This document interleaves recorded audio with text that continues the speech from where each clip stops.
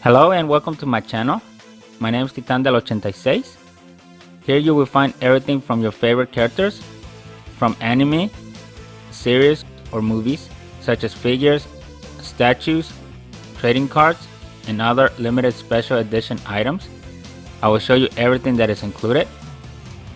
For example, we will discuss the design of the box, how it's packaged, the design of the figure, the articulation points, the accessories that are included, and we will see our favorite characters in special scenes.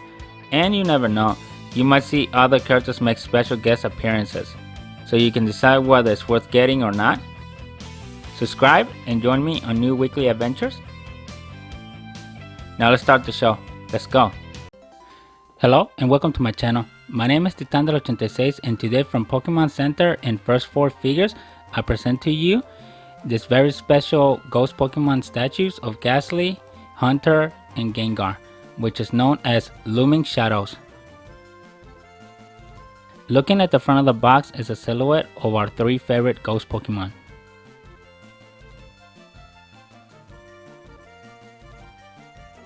This special statue in collaboration between Pokémon Center and First 4 figures came about as a pre-sale. I think it was around springtime. But obviously from my side, I didn't really get into the whole pre-ordering stuff, which eventually it did get sold out. But now as we got closer to October time frame, they became more available, which was kind of like when it was supposed to arrive at the shelves. So I got my second chance, and here it is. I went out and got it. Looking at the back of the box, you have an image of the statue. Basically, I have number 416 out of the 1,000. Looking at the box design, it follows the same pattern that we have seen between Pokémon Center and First 4 figures, where the box follows the black color along with whatever the Pokemon's signature color is. So in this case, because it's the ghost Pokemon, Gengar, Hunter, and Gastly, it follows the purple theme. So that's why the box is black and purple. Now let's get to it. Opening the box, you're immediately greeted with what appears to be the instructions. So here's an overview of what you're getting: a certificate, the instructions, and the paper that has all the warnings and all that stuff. Here's a close-up of the instructions. Here you can see how to assemble it. So overall, it doesn't look to be too difficult. It's got a couple minor steps on it, but we'll see how it goes. I'm not expecting too many difficulties out of this statue. Here's a close-up of the paper that shows the warnings. If you collect the Pokemon cards, you will immediately notice that this comes in one of those cases, but it's just oversized. Here's their certificate seal of quality. So here you can see First 4 figures logo stamped into it along with the name. So here's a close-up of all the content. You can kind of see everything's wrapped up in the tissue paper. Here you can see the battery, sections of the statues. I think out of the ones we've done here, this one's got the most pieces by far. So here's an overview of everything you're getting: the cord, Hunter's hand, a ruby, the battery, the shovel, the spell tag, the base, which seems to be kind of like a graveyard. Then you got a couple flowers, a piece of tree, the Gastly statue, the Gengar statue, followed by the Hunter statue. So this is basically what you're getting. Looking at the bottom of the base, you can see that I have number 416.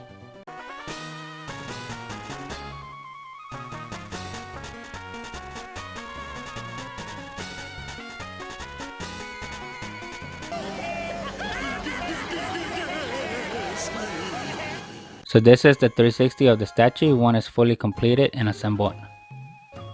To put together the statue, again, it was very easy on difficulty level, as it's 1 out of 10. I didn't really struggle with anything.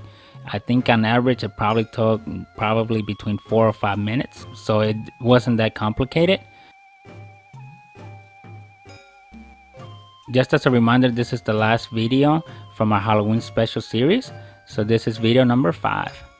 I hope you enjoyed this mini series, and who other to close it up than our favorite ghost Pokemon, Gastly, Gengar, and Hunter, here in this mischievous statue. Looking at the statue looks really amazing. If you like what you're seeing, don't forget to leave your like, subscribe to the channel, and share the video. I am really liking the design of the statue. As you can see, even though the Pokemon themselves, they're not really complicated, but the details here are phenomenal, as well as how they were sculpted, which is something that I grow to expect out of first 4 figures. All the other ones that we've done on this channel, from the Dark Magician girl, the Blastoise, the Venusaur, they all blew me away as far as the details go, and just the ease of assembly too. And especially this one comes in with special LEDs to light up, so we'll show you that in the next step here. Let me know in the comments what are your thoughts on this marvelous statue. Follow me on IG at Titandel86.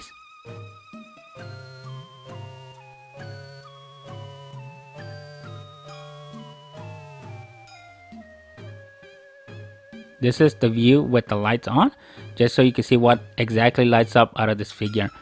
So immediately at the bottom of the base, all the purple gas or the cloud, whatever you want to call it, or even fog, lights up in this purple violet color. And if you have a flashback to when I did the Venusaur unboxing of first 4 figures in Pokemon Center, you'll realize that this is the same technique that was used in that Venusaur. It would have been nice if the ruby would also light up, that is the one near by the gravestone, but I guess they didn't do anything special with it, but that one does light up if the red light hits it. So it's not bad. Hopefully you can see it on a couple angles there. The other thing that you're going to see that lights up here are the eyes of the 3 ghost Pokemon. Gastly and Hunters are extreme white, as you see there, but Gengars are red, matching the red tone from the Pokemon itself. Other than that, that is basically it. There's no flashing colors or anything. It's all one steady setting. So you push it once and the statue immediately lights up. Follow me on IG at Titandel86. It looks really amazing actually. It's 1,000 times better in person. Each Pokemon, it is quite heavy, so they're not hollow. The Gastly, the Hunter, and the Gengar, they all weigh almost about the same. So they're very sized figures and they're very heavy for the size of what you're seeing. The base itself is heavy as well, but it's not as super heavy as you would picture it. The good thing is that you can grab the base by the tree a little bit, but not a whole lot. The only thing that I want to warn you about here is, and I'm not sure how comfortable I would be, is basically how the figures are attached for the Hunter and the Gastly. They're really held up by the connection pin for the electrical connection, and then another one just to hold it. So I would just say be careful, especially with the Hunter one, because you don't want to really knock them off. I'm not sure what the weight distribution really is, but I feel like it's a little bit on the delicate side. As long as you're not tilting the statue or anything, you should be okay. Plus the statue is pretty solid. Just by the looks of it, it's got a really strong foot base. For this one, I gave you a 360 with the lights cut off in the room, so you could see how bright these LEDs really are. So immediately the eyes from Hunter and Gastly illuminate the whole thing. Not to mention the base itself. Now it looks like the base is on fire. Just putting that intimidating, scary features on these incredible 3 ghost Pokemon that just came out of the Looming Shadows. See what I did there? If you like what you're seeing, don't forget to leave your like, subscribe to the channel, and share the video. It is a decent sized statue, so it's not something that you could easily store away. You will actually have to make the space for it, but once you're done and you have it there, satisfaction will be guaranteed. It's really nice. It's a really nice statue, and it sums up this particular trio of ghost Pokemon from the Gastly Pokemon Evolution line. The details are really phenomenal, and again, this is better than if Pokemon Center was to do this by themselves. You would see that it would have a couple quality issues that we've seen in the past. So I really like that first 4 figures is helping out in these special collaborations to really do some justice on these Pokemon statues. I have seen other Pokemon statues of Gengar, but I think this one's a pretty good one to have. I'm waiting for you. Come back to me. Return to your beloved. I'm waiting for you. Now here's a top view of the statue, just so you can see multiple angles and just embrace the details that come with this beautiful statue. Like I said, Hunter is only attached by a pin on the side, and Gastly, he's kind of integrated into the tree, but even that is still a little bit outside of my comfort zone as far as how I would have did it if I was to design this, just because I'm not sure how much force is being put on the Gastly statue as well as the Hunter when you compare it to the gravity force that is going down. I know I'm getting a little bit more technical here, but that is just something to keep in mind of. Just in case you were to tilt the statue and obviously if this was to fall, that's basically a done deal. So just be careful when handling the statue. My recommendation would be if you're gonna lift it up to at least tilt it by the side, but use the tree trunk, kind of like the support for your hand. But you really don't want to put stress on the Hunter or the Gastly figure. The other thing is Hunter's left arm is also attached by two little metal rods that go right by the side of Hunter's face. That's also a little bit of a delicate connection as well. Obviously it's fighting gravity there, so if you get one that is slightly out of spec, that hand is sure to fall off. But I think it's at a slight angle, so we should be good. So here you can kind of see the nice details from the figures themselves, and I'm really liking the statue. Like I mentioned earlier, I didn't go for the pre-orders because not only was it the price point of the figure, but I wasn't too kind of like, let's go get it. So I kind of became more of an afterthought after seeing it a while, and then I saw that it had sold out eventually. But if you're wondering, this statue as of right now is still available for sale in Pokémon Center, so you can go ahead and pick it up if you like what you're seeing. The price, I'm not too hot about it. I do want to say it slightly is a bit overpriced compared to the counterparts of the Charizard, the Venusaur, and the Blastoise that we've seen so far. But again, this is one of the bigger statues, and you're getting 3 Pokemon versus 1. The other thing that I like about this statue is you can see the details of the spell tag, which is right there next to Hunter's arm. That is pretty cool that they integrated that. Then you can see a couple sunflowers there on the side next to Gengar. Here's a view of what the statue looks like when it's turned on. To me in this scene, it seems like they're depicted like near a graveyard that's got somewhere in the forest. You can see that the tree has started to grow moss, and then you can see that they're right next to a graveyard with the shovels there, and there's a gym. So I wonder if they were trying to grave rob it. I guess that'll be a story for another day there. But other than that, I'm really liking the designs on the statue. I'm not sure which statue that I like now more, because I do like the details that come with them, and I still have to hesitate. Probably the Blastoise is still my favorite one, and that's just because that's one of my favorite Pokemon. But I also like the ghost Pokemon here as well. So that is up for a very, very strong debate there. But there's nothing wrong with the statue either. It's really good in my opinion. Like I said, if you can get past the costing price, then this is one to go for while still available. The box is heavy, and comparing it to the other ones, the box is also one of the biggest ones that I've seen here between these collaborations. And hopefully in the future we get to see more of them. I just wonder what the next set is going to be. Looking at the statue in the darkness, in full dark, it does give you kind of like an eerie look. So this is basically what it would look like if all the lights were cut off and you were just relying on the LEDs of the statue. It does really make the ghost Pokemon appear really creepy. And it would be even creepier if the base wasn't fully lit up. But here you can just see the big glow in their eyes. So the charging time right off the bat, I could tell you, is probably more than an hour, because during filming this it ran out and I had to wait, and I gave it about an hour before I said, you know what, screw it, let's go with it. So I want to say, without really telling the percentages or letting it charge all the way, I want to say it's probably a little bit north of an hour.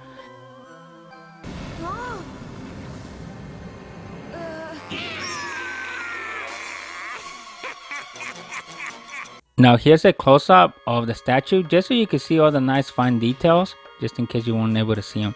So here's a close-up of the base, and you can see the purple fall clouds coming off the bottom. There's the gem ruby along with the details of the shuffle. There's the graveyard, and there's the headstone. They really put some good details here. Even though the statue is simple as possible, it still has some really key details in it. You can see the cracks in the gravestone. Here coming around, you can see the Gengar figure. Here's the big red eyes along with the menacing grin. And just look at that big old ghost Pokemon. I really like the Gengar Pokemon. I wish they would have done more in the games. Here's the details of the sunflowers. Here's the moss that is growing off to the tree. You can see the details there. Here's Hunter. Hunter looks really amazing as well. There's the spell tag. Hopefully you can appreciate that. The little section of the tree there. Here's how Hunter is being attached to the statue. There you can see the 2 pinions of the arm attaching to Hunter's body. And then you can see Hunter's menacing look there.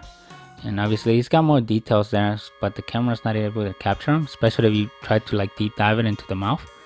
But he looks really amazing. And again, these are simple Pokemon, so the details, they're there, but obviously they're not that difficult to recreate.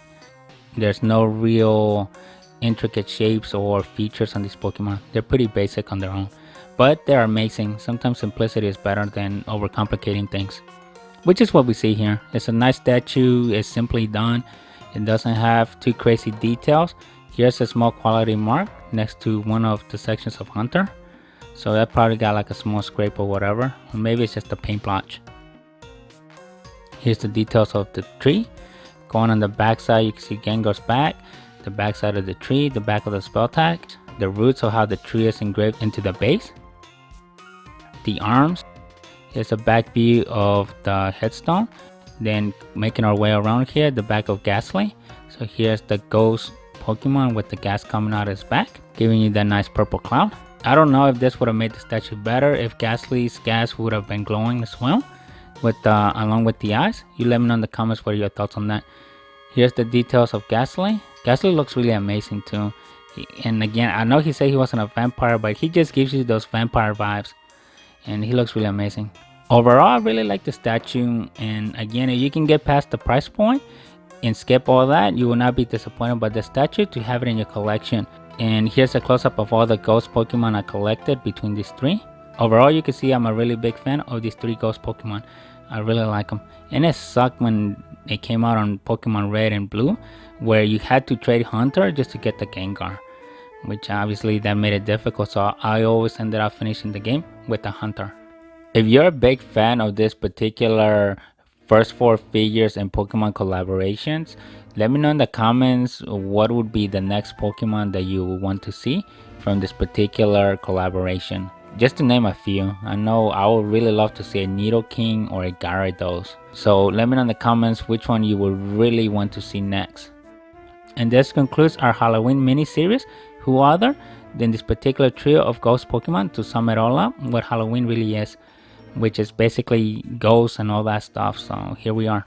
This is all I have for you today. If you like what you're seeing, don't forget to leave your like, subscribe to the channel, and share the video. And I will see you next week with a brand new one. Thank you and bye.